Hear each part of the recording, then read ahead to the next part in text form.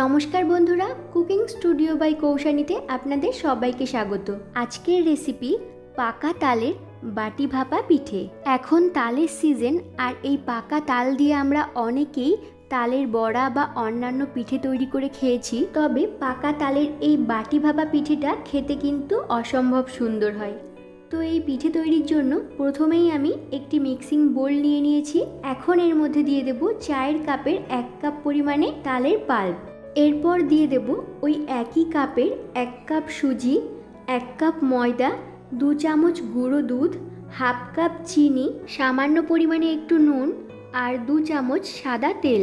এখন সমস্ত উপকরণ একটি চামচ দিয়ে ভালো করে মিশিয়ে নেব।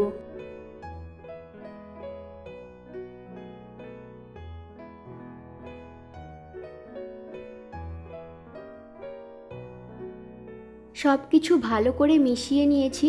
এখন ওই একই কাপে নিয়ে নিয়েছি 1 কাপ দুধ। এই দুধটা একেবারে দেব না, অল্প অল্প করে দেব আর এইভাবে মিশিয়ে নেব।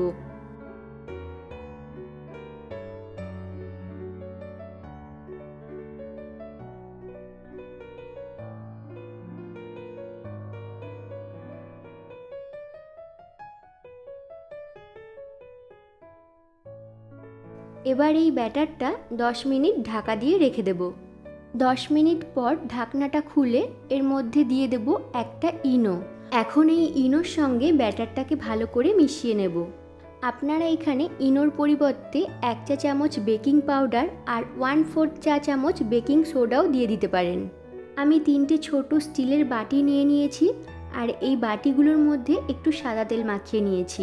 এবার একে একে এই বাটির মধ্যে কিছুটা ব্যাটার দিয়ে দেব। কিছুটা ব্যাটার দেওয়ার পর বাটিটাকে এইভাবে একটু ওপর নিচ করে নেব। আর এখানে আমি নিয়ে নিয়েছি সন্দেশ। আপনারা সন্দেশের পরিবর্তে নারকেলের পুরও অ্যাড করতে পারেন। এখন কিছুটা পরিমাণে সন্দেশ এইভাবে ব্যাটারের ওপরে দিয়ে আরও কিছুটা ব্যাটার এর ওপর থেকে দিয়ে দেব। আর বাটি কিন্তু পুরো ভর্তি করা যাবে না, একটু খালি রাখতে হবে। ব্যাটারটা ওপরে দেওয়ার পর এইভাবে একটু হাতা বা চামচ দিয়ে ছড়িয়ে দেব। একইভাবে আমি 3টে বাটি রেডি করে নেব। আর এই ভাপা পিঠেগুলো দেখতে যাতে আরও সুন্দর লাগে সেই জন্য আমি কয়েকটা চেরি ফল এইভাবে ছোট টুকরো করে কেটে নিয়েছি। এখন এই টুকরো করে কেটে রাখা চেরি ফলগুলোকে ব্যাটারের ওপরে এইভাবে দিয়ে একটু সাজিয়ে নেব। আপনারা নিজেদের পছন্দ অনুযায়ী যে কোনো ড্রাই ফ্রুটস এখানে দিয়ে সাজিয়ে নিতে পারেন, অথবা না দিলেও হবে। এবার আমি গ্যাস ওভেনে একটি কড়াই বসিয়ে তার মধ্যে মেজারমেন্ট কাপের 1 কাপ জল দিয়ে দেব। জল গরম হয়ে গেলে এরকম একটি ছিদ্রযুক্ত থালা নিয়ে নিয়েছি। এখন থালাটাকে কড়াইয়ের ওপরে রেখে বাটি 3টে বসিয়ে দেব। এবার এটা ঢাকা দিয়ে ভাপে হতে দেব প্রায় 10 মিনিট।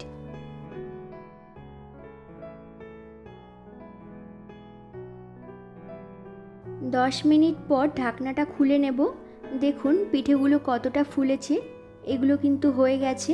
এখন খুবই সাবধানে বাটিগুলোকে নামিয়ে নিয়ে ঠান্ডা করে নেব।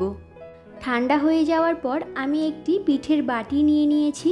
এখন বাটির চারিপাশটা এইভাবে একটু হাত দিয়ে ছাড়িয়ে নিয়ে বাটিটাকে উল্টে হাতের ওপর রেখে ওপর থেকে একটু প্রেস করলেই কিন্তু খুবই সহজে পিঠেটা ডিমোল্ড হয়ে যাবে। সবকটা পিঠে আমি এইভাবেই ডিমোল্ড করে নিয়েছি। আর একটা পিঠে আপনাদেরকে কেটে দেখিয়ে দিচ্ছি। দেখুন পিঠেটা কতটা ভেতর থেকে স্পঞ্জি হয়েছে, আর এটা কিন্তু খেতেও অনেক টেস্টি হয়। তো বন্ধুরা, আজকে আমার এই রেসিপিটি কেমন লাগলো প্লিজ জানাবেন। তার জন্য অবশ্যই লাইক, কমেন্ট, শেয়ার করবেন। যারা এখনও আমার চ্যানেলটিকে সাবস্ক্রাইব করেননি তারা প্লিজ আমার চ্যানেলটিকে সাবস্ক্রাইব করবেন। আর যারা ফেসবুক থেকে দেখছেন তারা প্লিজ আমার পেজটিকে ফলো করে দেবেন। তো আজকের মতো টাটা, সবাই ভালো থাকবেন, সুস্থ থাকবেন। আবার ফিরে আসবো অন্য কোনো রেসিপির সঙ্গে।